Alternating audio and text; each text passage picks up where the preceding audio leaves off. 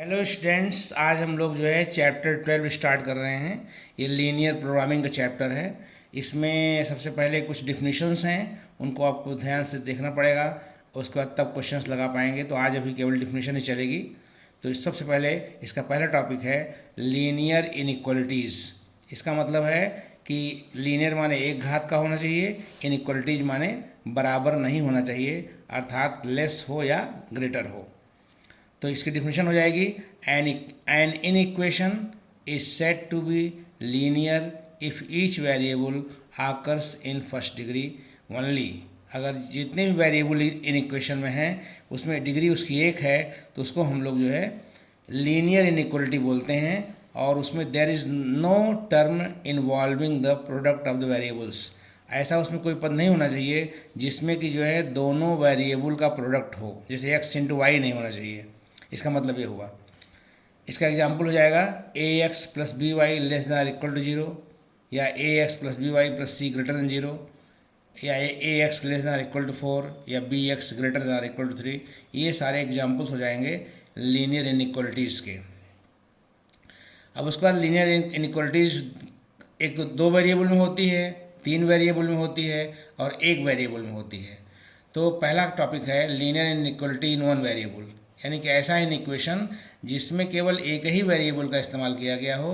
तो उस linear inequality को हम लोग linear inequation in one variable कहते हैं। जैसे एग्जांपल के लिए a x plus b less than equal to zero, यहाँ पर ए नॉन जीरो होगा, इसको हम लोग linear inequation in one variable कहेंगे। उसके बाद linear inequation in two variables.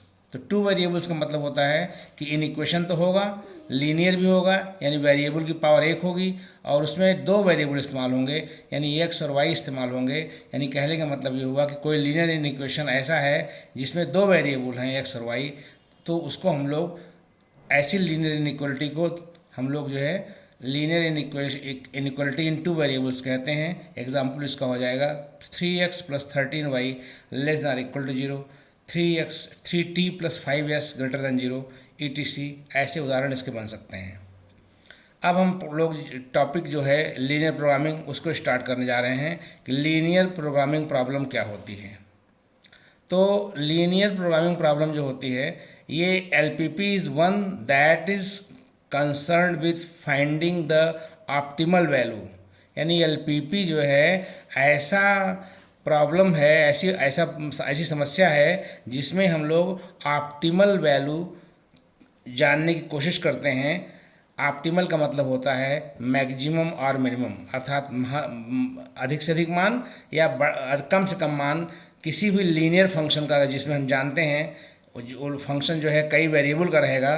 तो अगर कोई फंक्शन कई वेरिएबल में है, उसका हम मिनिमम या मैक्सिमम मान निकाल रहे हैं, तो इसका मतलब है कि ये ऑप्टिमल वैल्यू मानी जाती है। तो LPP जो है एक ऐसी मतलब कि समस्या है, लीनियर प्रोग्रामिंग प्रॉब्लम, जिसमें हम लोग किसी भी ऑब्जेक्टिव फंक्शन जो कि कई वेरिएबल में होता है उसका मैक्सिमम और मिनिमम वैल्यू निकालने की कोशिश करते हैं, जिसमें ये कंडीशन दी होती है कि वेरिएबल्स जो होते हैं वो कुछ दी हुई इनइक्वालिटीज़ को सेटिस्फाई करते हैं। अगर मतलब कि वेरिएबल्स जो है कुछ कंडीशंस को सेटिस्फाई कर रहे हैं, कुछ इनइक्वालिटी सेटिस्फाई कर रहे हैं, तो इसका मतलब ये हुआ कि जेड की जो वैल्यू होगी, जेड को ही हम लोग ऑब्जेक्टिव फंक्शन कहते हैं, उसकी मैक्सिमम और मिनिमम वैल्यू यानी ऑप्टिमल वैल्यू निकालने का जो तरीका होता है वही जो है लीनियर प्रोग्रामिंग प्रॉब्लम के अंतर्गत आता है। ये इसका मतलब हुआ। फिर मैथमेटिकल फॉर्म ऑफ LPP, यानी LPP का गणितीय रूप क्या होता है।